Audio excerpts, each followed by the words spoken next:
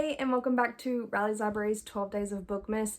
If I look the same as yesterday and I have crappy quality, it's because I'm filming on the same day and my camera is indeed broken. So I'm going to, today, be going through my 5-star reads of 2022, and I'm going to start it off by saying my favorite series, my number one for the year, and then everything else is not in a particular order, but I will start off with my favorite.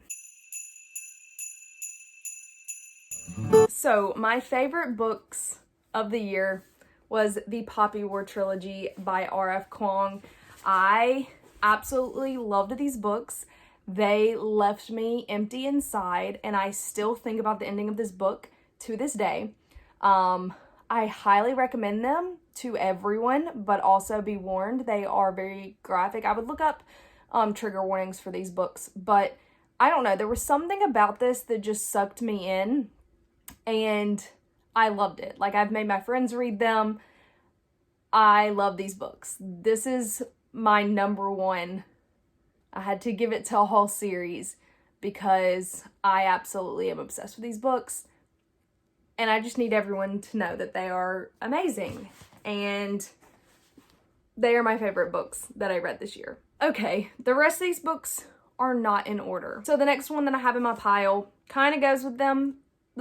My first one's just because I put authors together, or tried to, and that is Babel by R.F. Kuang. I tapped at this one. This was a 5-star read for me. I'm obsessed with this book. I cried at the ending. I absolutely loved it. I went and got it right after it came out and read the whole thing pretty quickly, actually. And I, at this point, will probably read anything R.F. Kuang ever writes. I know she has a novel coming out called Yellowface. I will definitely be picking that up. I think this is a really important read. There's been some drama revolving a book talker with this book that has just enraged me, because some people are just idiots and they always will be. And that's just that. But I did really enjoy this book, and so it's on my list. All right, next, I noticed this little pile has a good bit of some romance books. So the next one we have is Love in Other Words by Christina Lauren. This is a then and now romance, which I actually really like them when they're then and now, because you can see kind of, it's nice to see the two when they meet in the middle and they converge, and you finally come to the point where you realize why they're no longer friends or dating or whatever. Also, they like to read, and so this is definitely for my bookish people. I really enjoyed this romance as well. Then we have Book Lovers by Emily Henry. This came out this year. I liked her other two books. I loved this book as well. It was very cute. I cried at the ending. And they work within the editing, publishing book world. So that was kind of cool. And I liked that this was more of a small town vibe as well. So this was on my 5-star reads list. I couldn't put it down. Next, we have It Starts With Us by Colleen Hoover. I did give this 5 stars, even though I have problems with it, because I feel like this was a cash grab, and that really, to my core, bothers me. And I feel like It Ends With Us should have been a standalone, and it just was fan service, I feel like. And so I have problems with it, but it still was cute. It gave me what I wanted, I guess. So I gave it 5 stars because I couldn't put it down, and I did really like to see Lily and Atlas's perspectives in a new book. Next, we have Reminders of Him by Colleen Hoover. I adored this book. I cried in this book as well. This, I think, is probably my favorite book that she's ever written. And so I really enjoyed it. I gave it 5 stars. I read this at the beginning of the year, right when it came out. I don't know. I think this is one of her better books. Next, we have Pack Up the Moon by Kristen Higgins. I also sobbed like a baby at this book. It hit me, I knew it was going to make me cry, but I didn't realize how bad it was going to be and how hard it was going to hit me in my feels. So I was not prepared for this book. I recommend it, but also know that it deals with a loved one dying and coping with the grief of that. Because his wife basically leaves him letters every month for after she dies for him to do these things, to try and help him cope. She wrote all these letters with tasks for him to complete after she dies, and it punched me straight in the heart, and I really enjoyed it. But I also will give 5 stars to any book that makes me feel deeply emotional, because that's how you know it was good. If it can make me feel like that, it was good. Next two actually go together, and that is Thrown, A Touch of Darkness and A Game of Fate. I gave both of the first books in these series 5 stars. And then the rest of them I've given 4 stars, because I didn't feel the exhilaration I felt reading these two with the rest of the series. But I also haven't finished this series yet. I know it's unfinished, but I still haven't read Touch of Malice, so I need to like get back to that and finish it. But I did really like, this was a book that I always said I was never going to pick up, and then I didn't think I would like it, and then I did, and I couldn't put it down, and I'm obsessed.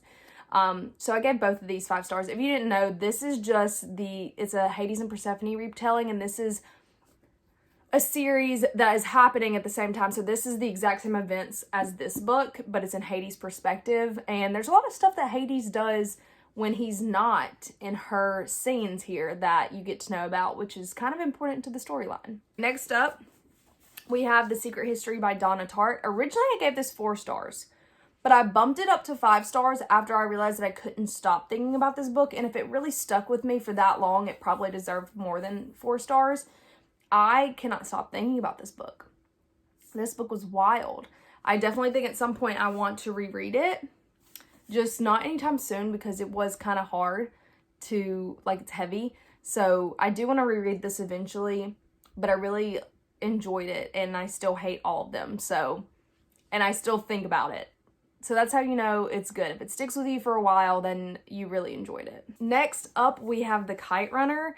I also sobbed like a baby at this book. I have videos of myself on my Snapchat where I'm literally just angrily yelling about the people in this book.